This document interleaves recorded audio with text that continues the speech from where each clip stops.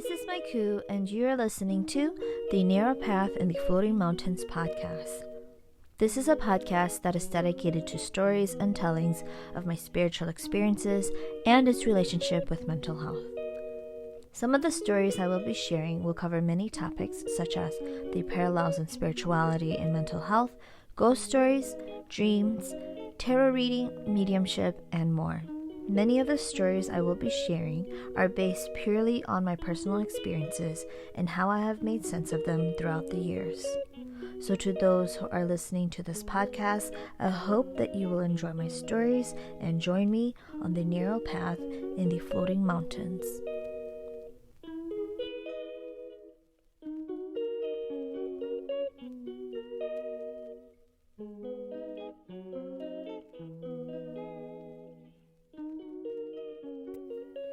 Welcome back to another episode of The Narrow Path in the Floating Mountains.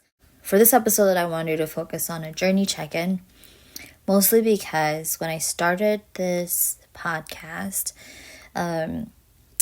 it was obviously people change, and my thoughts and views about spirituality has also changed. A lot has happened for me. And just the experiences I've had has changed my thought processes or how I process it, about, and my understanding about, spirituality, healing, mostly in the context of it as a community and, some of the people who navigate these spaces as healers and practitioners or masters or teachers, whatever. So people who are the ones that don't hold all the knowledge, but some knowledge of modalities, processes, tools, resources that can help people, the people who have access to this, and just how they can take advantage of people. I've come across a lot of that, and it's taken me a long time to understand that even in these spaces that are intended for healing, specifically healing using spiritual modalities or energy healing modalities, that it can still be harmful. And so this was an episode that I struggled with. There's so much that I want to share, but I also know that I tend to have these cycles that when I start talking about traumatic experiences or negative experiences, that I can regress and I can end up being stuck in that moment or that moment on my timeline. And so the idea, or where I'm at with healing, is that I want to be able to process through difficult emotions, acknowledge that they are there in my timeline, but try not to revisit them. Because, again, you can regress, you can spiral and pretty much hinder or delay or slow down the healing process. And sometimes it's needed to regress to really feel the full effects of, to the extent of the emotions that you are dealing with, in order to acknowledge, okay, hey, actually I don't like myself when I'm this way, or I don't like how I feel when I'm this way, or I don't like how I feel when I'm being triggered. How can I heal from that? How can it end these cycles of self-sabotage, these cycles of not letting the people who have harmed you continue to reharm you, to learn how to better establish boundaries. And so throughout these past few years, and from when I started this podcast, you can understand the idea of like establishing boundaries, but it really takes like practice to be able to consistently uphold them. And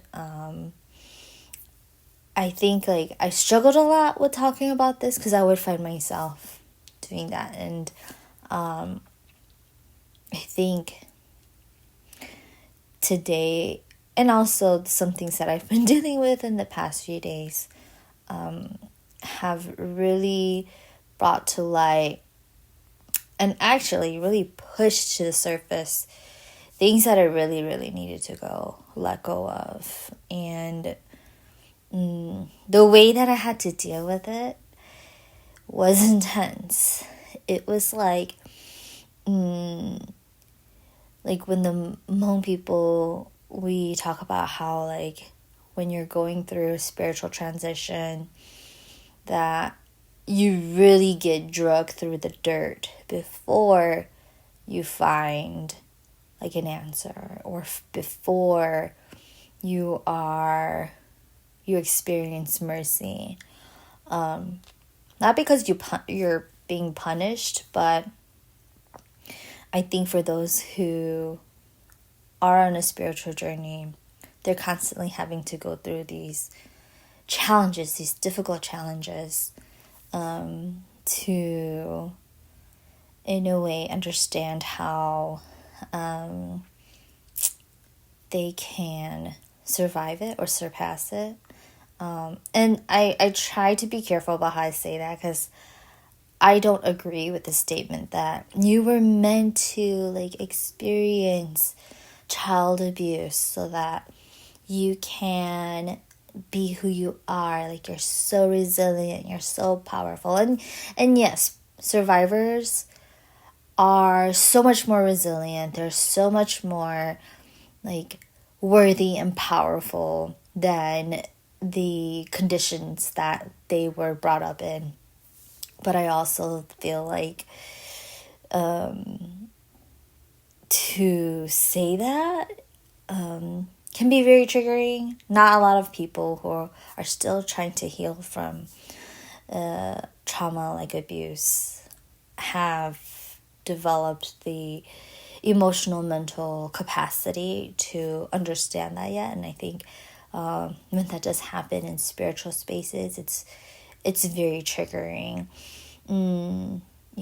I actually like have heard of this term, but really didn't grasp it or apply it to even my own experience until like recently.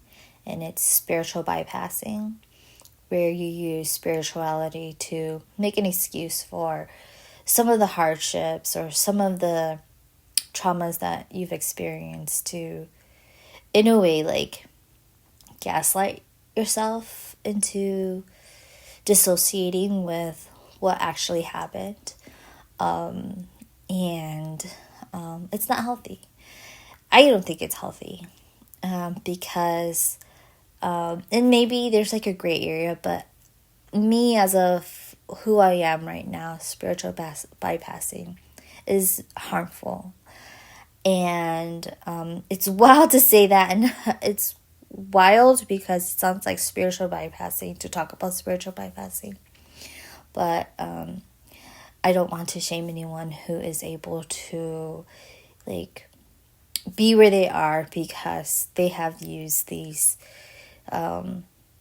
they have different strategies to deal with their trauma. And if it's working for them, like, that's great. I think for me, like, maybe it's just the type of trauma I experience, but spiritual bypassing is just not it. And I realize why, because of the particular trauma that I experienced. What came out of it was the desire or the need to feel validated and seen, to be believed. And so these things that I experienced growing up also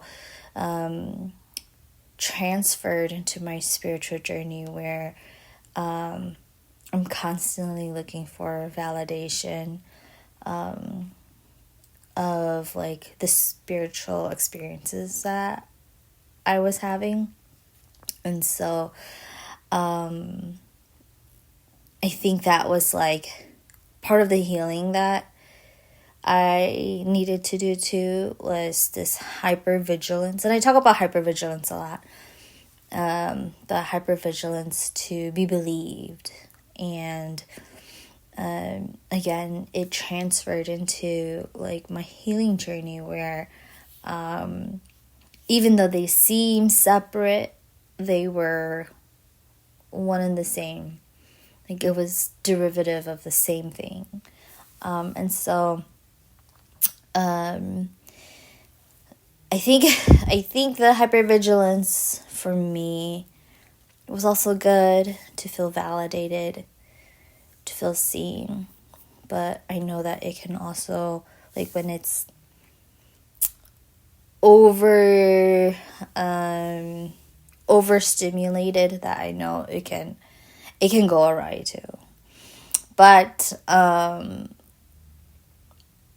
I share that because I have experienced a lot of spiritual bypassing in my journey in the past few years, where I had a practitioner tell me that I was supposed to experience what I experienced, and then also proceeded to tell me like some very dark stuff that I was not ready to grasp. And it was hard. It also, I didn't know it at the time, but I was definitely regressing.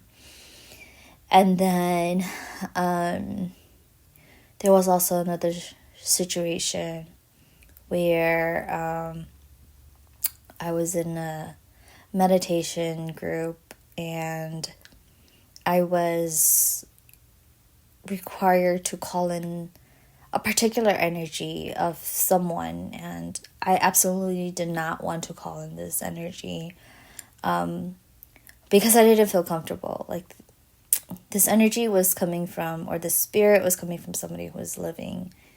And in meditation and spiritual healing, you can't do that without consent. You can't call on someone's spirit to join you in this space if they're not physically there. You can't call them into the space because it's spiritual, it's energy, it's soul work. That's not okay. You have to ask for the person's consent. And so I say this to say that even though it's very hard to establish boundaries spiritually, because you can, I think the practice is that you can easily connect with a guide, and it in some ways can feel like an extension of you, that it's very easy to do that. But I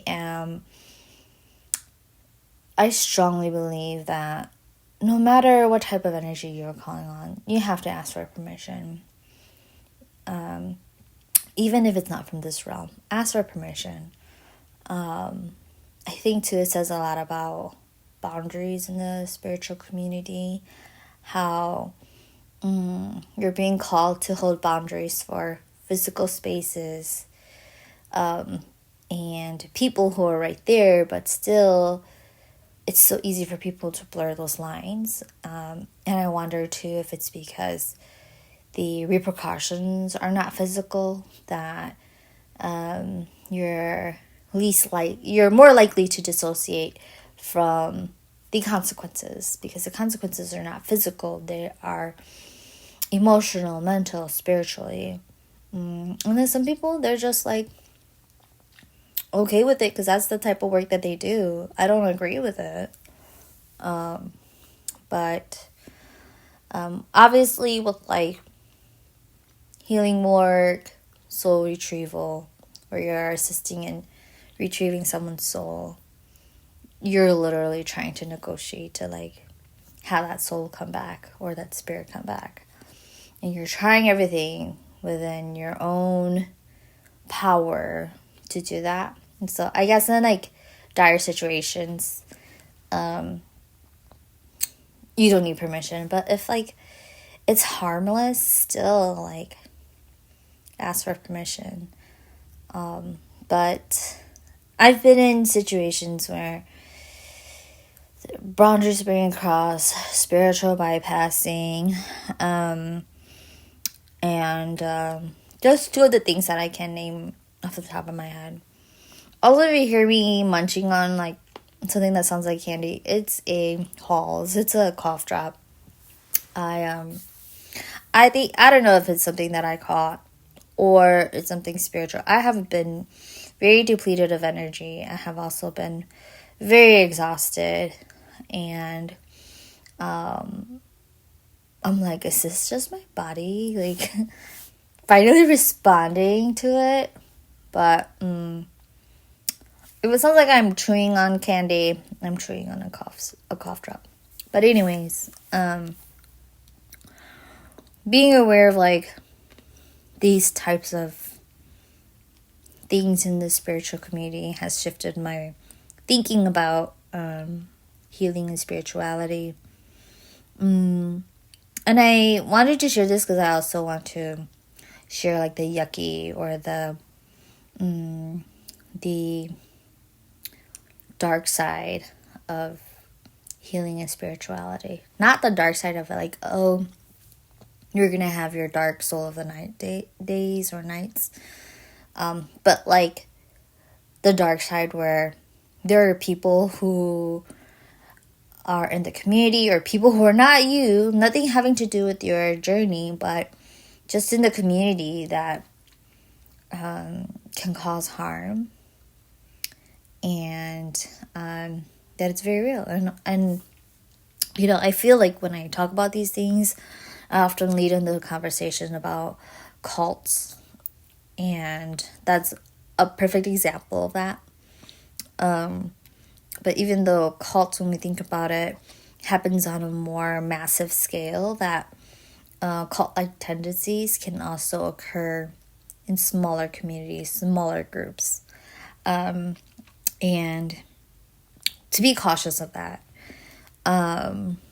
Another thing too that I came across is spiritual sickness. So this has more to do with like the internal healing.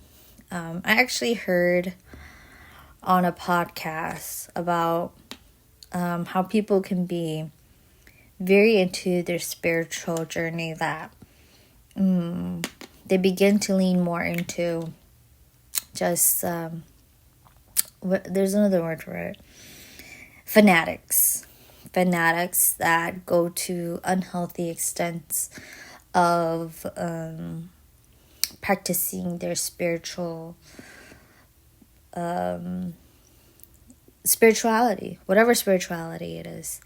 And the word for it that I found, actually there's a word for it that exists in Tibetan and Buddhism, in the Tibetan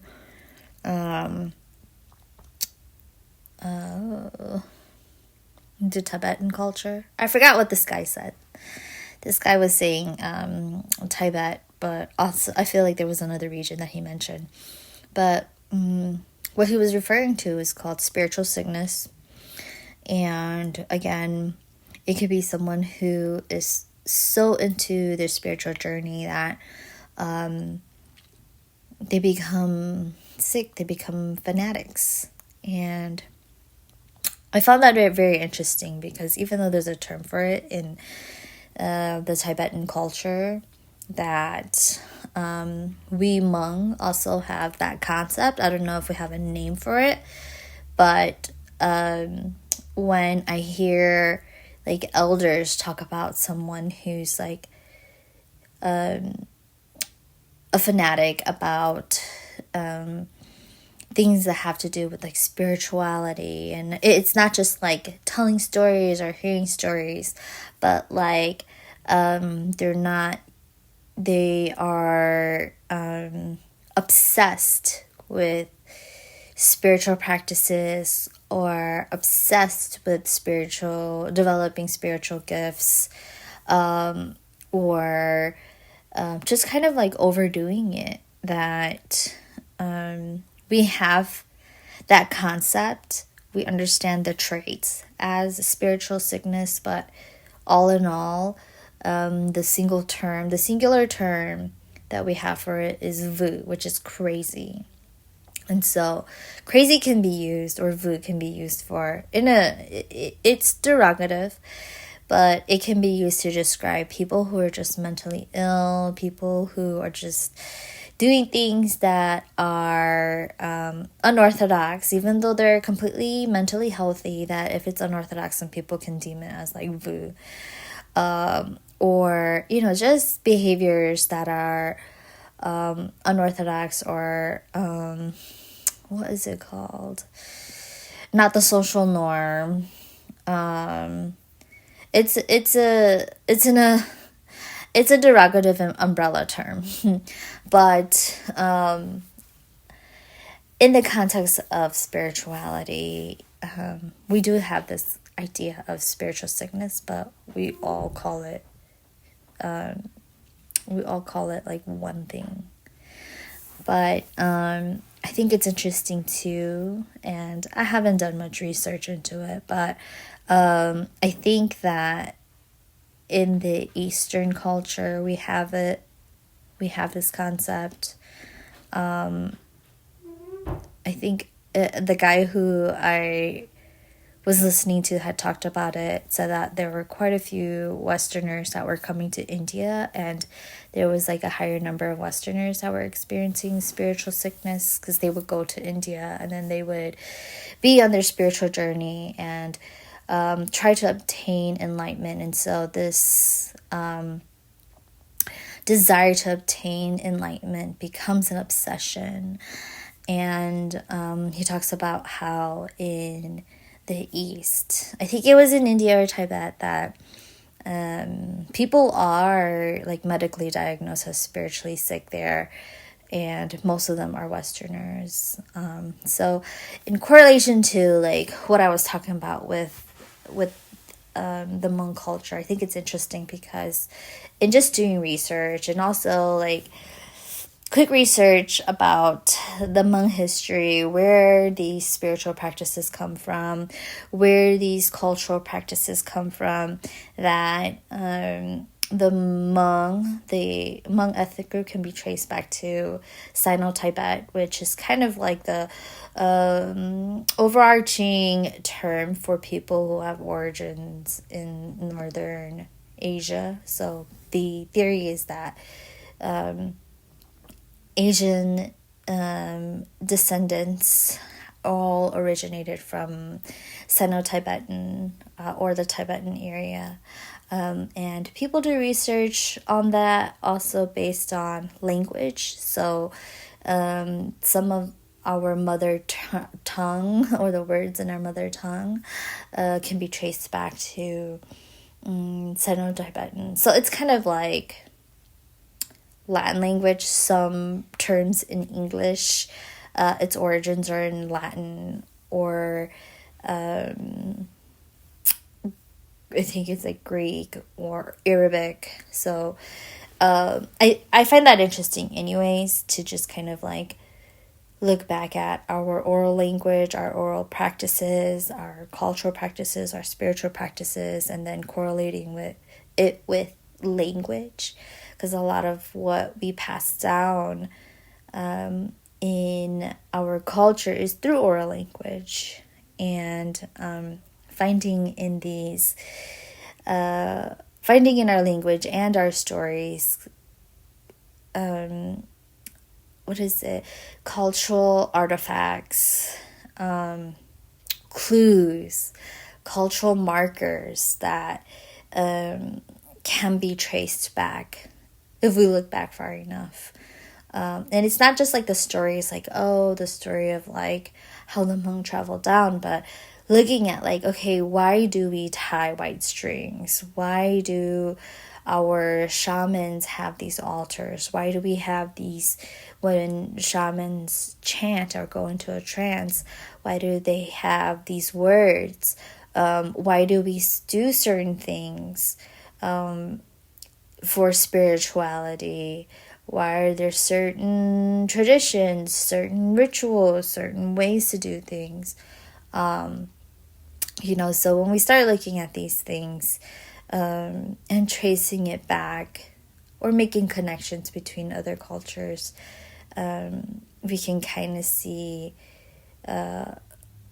we can start putting the puzzle pieces together.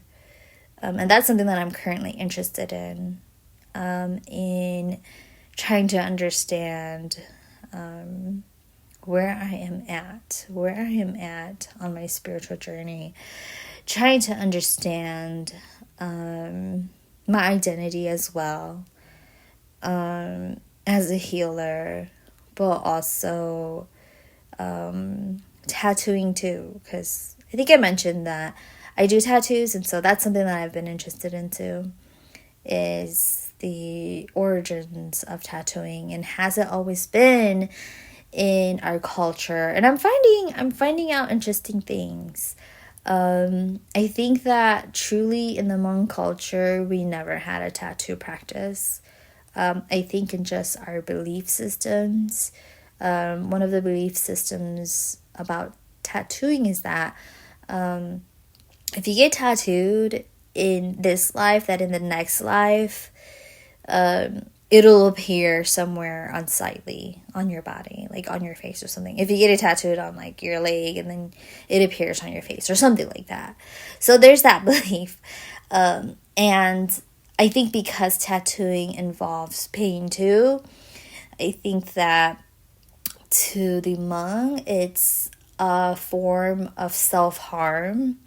And in my understanding about our spiritual practices, and also the idea that we were like peaceful, like hill tribe people, that we didn't have a desire to practice traditions that were physically harmful. Now, I do think that there are some issues in our culture that are harmful to marginalized groups within our culture, our community. But that conversation's for another day. I could go into a whole episode about that, but I'm actually recording this at like 1 o'clock in the morning or 1 o'clock at night, however you want to interpret that. It's a.m. But I also don't want to derail too much from the objective of this episode. But kind of a little thing about spiritual sickness, and just trying to understand a little bit more about my journey. I know that what I have been dealing with in the past few days, I will eventually talk about. It is very much having to do with my spiritual journey. But I'm still kind of like unpacking and processing it. It is good, but it's also very like, I'm just still trying to find my identity. I literally am. I'm trying to put the puzzle pieces together, and like, okay, I feel like I've been fragmented, and now I'm having to pick up the pieces of me that are ready to go with me to get better or to progress as I'm navigating life, as I'm navigating like this new chapter. And it's all like caving in on itself. It's caving in on itself, and I'm literally having a tower moment. A tarot tower moment, and I'm like, oh shoot, okay, now it's time to build it back up. And so that's what I'm dealing with. But I know that I did want to have this episode a journey check-in, and just to share my current views on healing and spirituality. For one, I still believe that you can practice spiritual and energy healing as a Hmong American or a Hmong person without having to be a shaman. It can be just as powerful. It can be just as powerful, just as helpful, as long as you properly honor your guides that work with you to do the work. It can be just as effective. Everyone has, in their journey, they have different checkpoints. And at each checkpoint is an opportunity to check in, kind of like what I'm doing in this episode, to reevaluate like all the things they've acquired and to bring with them the things that they've learned that is useful. Unload what they're done working with, unload that, and bring the useful tools and resources with them to be able to go on to to make it to the next checkpoint of their healing journey or their spiritual journey. And so things have drastically changed for me. My views about spirituality is that, if it is helping, it still stands true. If it is helping you to heal and progress and get better, like by all means, like that's all that matters. And, if at any moment you feel like, something's wrong, this is feeling a little bit culty, or this is feeling like I would never do this is out of character, I'm gonna drop this class, or I'm gonna drop this course, or I'm gonna like walk on out of here. I say like, do it, do it. It is gonna save you so much peace. And every day I feel like there's just new information about things that are happening on a global scale that can dramatically shift your views, your experience, and how you want to heal. And so if these ideologies no longer resonate with you, then you don't have to like be stubborn and stick to them. For example, with me, and I feel very conflicted with this, but it's a part of my journey, is that I named my business Starseed Studio. And at the time that I created the LLC for my business, I resonated with the Starseed lore. And I still do to some extent. However, in this current movement of Starseed lore, folklore, if it can even be called folklore, but with the current climate of the current thinking consciousness about starseeds is not anything that I resonate with. Starseeds, the lore and the theory and the belief is often associated with esoteric spirituality. Esoteric is still a little bit like hazy for me. It's still a little bit hard for me to grasp, but it's kind of like connecting with the idea of like it's more aligned with New Age spirituality in like a psychedelic way. So if you've heard of people who are like New Earth is arriving, or if you've heard of people talking about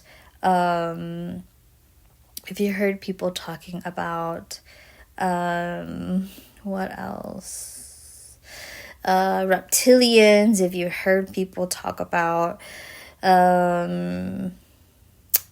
it can also like easily transition into like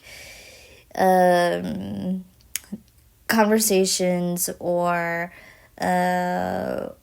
speech revolving like Illuminati or secret societies or sacred geometry that goes off into this whole other world.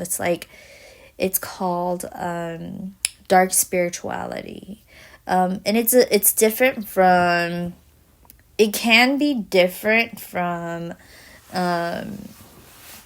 people who are who worship like dark entities. It can be different, but that's a whole other area that I want to stay away from. It also leans more into like conspiracy theory too, kind of conspiracy theory-y.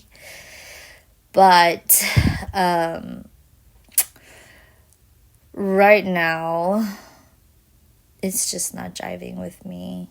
Like the starseed narrative, or what people resonate with currently in the starseed community. It's also very spiritual bypassing too. It's very much like love and light, refusal to acknowledge like there are things that are happening in this world. People in these communities often would rather be like, it's negative, like I don't want that on my feed, or let's not talk about war type of like speech. And that's something that I just don't align with. I think acknowledging the reality and not being so woo-woo too is important. It is important. I think it gets a little bit like spiritual sickness too. And I can only imagine like why. I know like it's hard to witness a lot of violence that's happening. But I think the dark thing about it is that it's so easy for us in the Western world to like switch it off. That it's kind of, I don't want to say it might be vulgar, but it's kind of disgusting that we have that privilege. And that's just something that I don't align with in the starseed like narrative currently. And so it goes hand in hand with like esoteric spirituality too. Hence the reason why I no longer I've been stepping away from like concept tattoos. And if you follow me as a tattoo artist, you'll know what concept tattoos are. But when I am called to, or when it is requested, if somebody requests it, I try to approach it from the ''𝒂𝒐𝒅𝒄𝒂𝒔 perspective, where he was just really interested in how things operate. He was, I don't know, I think he was an inventor, but his mind was just so out there too. I think in looking and reflecting on his work, he was probably just really obsessed with how everything works. And so I try to just approach it that way, seeing my designs as like energetic bodies, and them being like a talisman or a smaller version of their energetic body, and translating it that way. So trying to be more, approaching it from a more creative perspective. But I just don't want to contribute to that narrative of like this wild outwardly way of thinking about spirituality or reincarnation. But who knows, maybe that'll change too. And like, when did I start this? Like 3 years? No, it wasn't even 3 years. It was like 4 years, because I think I started this podcast in 2021. Or 2020, because it was in the tail end of COVID. But yeah, that was it. I think it's so wild, like how much has changed for me. I think about it a lot, and just the way that I feel then versus now. I think even then, when I started recording, or even the last episode before it started getting like, there started to be more time in between my episodes, or a year in between, that I hadn't even taken Reiki. And just the amount of knowledge I've learned from practicing Reiki, and that was 2 years ago. And now I'm again finding myself in a different place than when I was practicing Reiki too. There was like, all I can say is that currently what I'm experiencing is definitely like a shift in my consciousness, in my beliefs about myself, my worth, my boundaries, and the future, what it holds. I can neither say it is optimistic or it is bleak. It's just this like neutral state that I'm currently in. And it does feel a little scary, but I mean, I've been in this place many times before, this sort of like neutral space that I know I'm going to be able to like find my way out of it. I have a lot of people who are, I think, like after experiencing all of that, like believing like, oh, people do support me. Close people of mine do support me, and believing that. And I think in the past I didn't believe that. I always felt like it was going to be like a solo journey. Like, I have to do this myself because this is my journey and no one knows what I went through. And as much as I try to tell them what I went through, they're just not going to know. And I think that's the hardest thing as people who